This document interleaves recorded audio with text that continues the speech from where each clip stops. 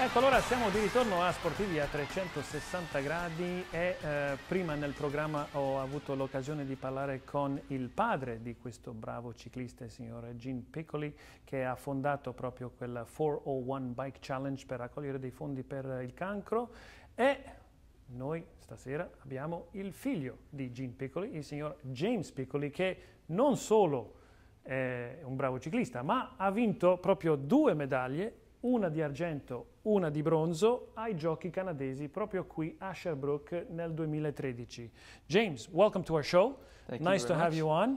And it's always a treat and an honor to speak with someone.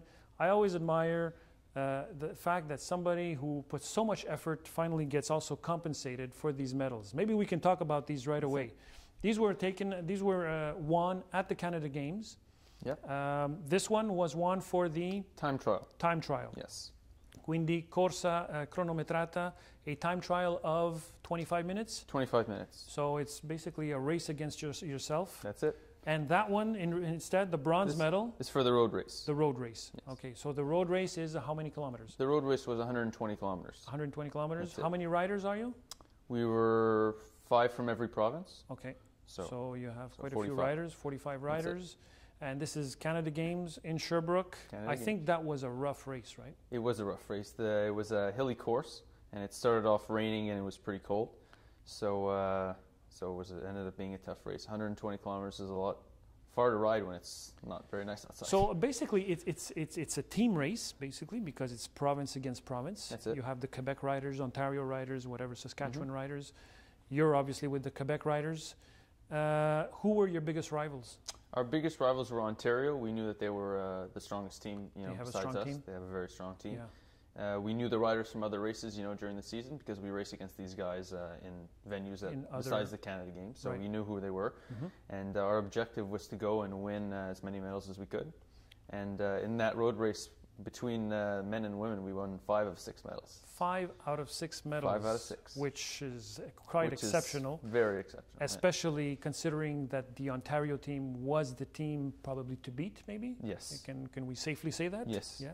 Well, bravo. Well, thank you. Fantastic. So how did this passion for cycling get started?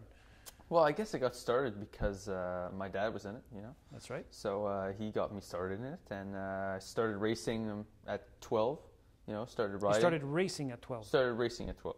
Well, when you're young, you start riding and You ride for fun, but that's it. to get racing, I mean, it's an organized sport, like soccer, like hockey can be an organized So sport. I thought I could jump in. Yeah, So I that's it, finished. So I went to my race. I finished last. Okay, this was at 12. That's it. I wasn't very good. Okay. So I went until I was 16 or something, and then I was tired of finishing last, so I retired.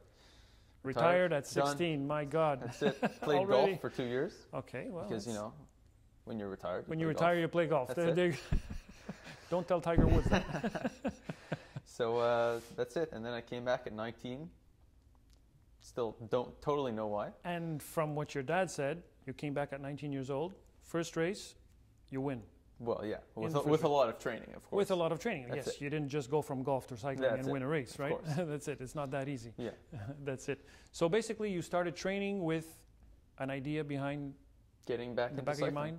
Just getting back into cycling. Seeing if I could race again. Okay. And So it was a personal challenge. that's it. So Yeah, more than anything. You really wanted to go and see as far as you could push yourself and see where you could go. And you obviously, here we have you racing. This was where? This is in Quebec City. Quebec City. This is a sprint. That's Obviously, it. I can Yeah. see by the inclination of the bike. You're in the final stages of That's the it. race. So speak to us a bit about the strategy and even the bikes, if we can talk a bit technically about the bikes. What's the big difference between, say, a road race and an individual time trial? Well, this bike we have here is a road race bike. So in other words, it's a bike that is designed to be handled in close quarters with up to 100 and 200 other riders. So in other words, it has to be very nimble. This is a time trial bike. So in other words, it's designed to go as fast as possible in a straight line. So you don't have to worry about any other riders because you're alone. You're alone. It's a race that's against it. yourself. So you can have against the aerodynamic equipment and stuff like that. This is back to the road bike.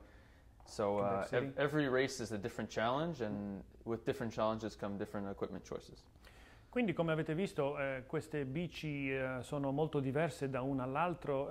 Ci spiegava James che la bici per la strada, cioè le corse stradali, sono bici. Oh, this is fantastic here. This is the medal ceremonies, That's right? it. This is the road race. The road race in Sherbrooke.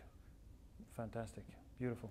Allora, ci spiegava James che le bici sono molto diverse, nel senso che la bici per le corse stradali deve essere una bici che è molto più, diciamo, agevole, una bici perché alle volte si possono essere più di 100 corridoi, fino a 200 corridori in una tappa, come vediamo spesso nel Tour de France, anche il Giro d'Italia, e questa bici uno deve essere capace di muoversi facilmente, non essere ingombrante, diciamo, anche per gli altri corridori, ma anche avete notato che le ruote sono molto diverse, perché la ruota nella bici per il time trial, cioè la corsa contro il cronometrata, individuale, il cronometro individuale, la ruota dietro avete visto che è piena, quindi questo ha un effetto molto più aerodinamico. Am I right? Yes, They had absolutely. a more aerodynamic effect. That's the idea. We saw you have the shoe covers, copriscarpe, il casco, the whole kit, which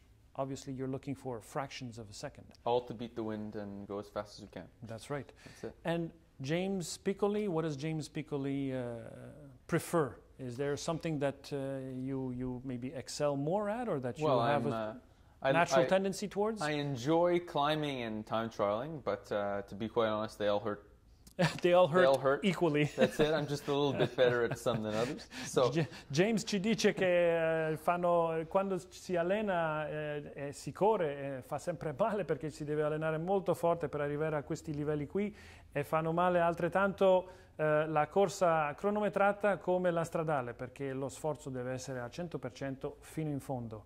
And there's some event that your father was talking to us about, this Las Vegas. You went to Las Vegas a short while ago. You met with one of Marco Pantani's colleagues. What was his name? Roberto Pascani. Pascani. How did that go? Well, I was riding with this group, like my dad was saying, and I took off on my own because I wanted to get a good training ride in, and I found an older gentleman on my wheel, which is surprising. He was following you? That's it. Oh. So, you have to be going pretty fast if you're an older gentleman. What are we talking about? What, 40, 45 kilometers? Let's say. So we finished the ride, and I turned to ask this guy, who he is, because, when you're keeping up with this pace, you have to be well trained. You have to know what you're doing. You have to be trained. That's right. That's right. So we got to talking. It turned out he was a professional for a long part of his life, and he was teammates with Marco Pantani.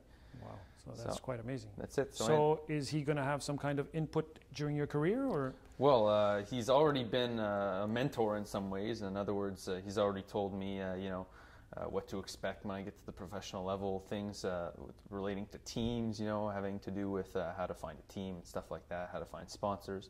So he's already been incredibly helpful, and it's good to have someone who's been there, done that. And is there a chance of you going to train in Europe? Well, this year is my first year turning professional in cycling. I'm turning professional with More Vita Pro Cycling. How old are you, James? I'm 22 years old. 22? Turning professional? Turning professional. Fantastic. So I'm very excited about that. Amore e Vita is the name of the team. The team. Yes. Okay. And they are based? In Lucca, in Italy. Ah, in Lucca, yes. Proprio in Italia. Sì. Bravo. Allora James ci dice che quasi quasi è arrivato alla tappa, diciamo, europea della sua vita, perché c'è questo signor Pascani che l'ha notato, ha detto come deve fare per trovare degli sponsor, per anche amministrare la sua carriera, e non solo, anche trovare una bella squadra con la quale può correre, e tra poco sicuramente avrà l'opportunità James di andare in Italia proprio a esercitare la sua professione da ciclista professionista. Is this something sure that's coming up? Yes. It is? Yes. So when are you leaving for Italy? As soon as I can, in January 1st. January 1st, he's gone. I'm out. A nuova tappa nella vita di That's James Piccoli. That's it. James, we can only wish you the best of luck. Thank you All very the much. best. Thank you for having me. Who knows, maybe Sportivi a 360 gradi will come and see you in Italy and Who knows? Giro d'Italia, who knows? Maybe I'll be back. That would be fantastic. We're nice to have you back. All the best, James. Thank you very much. Ecco, allora dobbiamo andare a una pausa, ma non andate via, si ritorno dopo questa brevissima pausa con Sportivi a 360 gradi.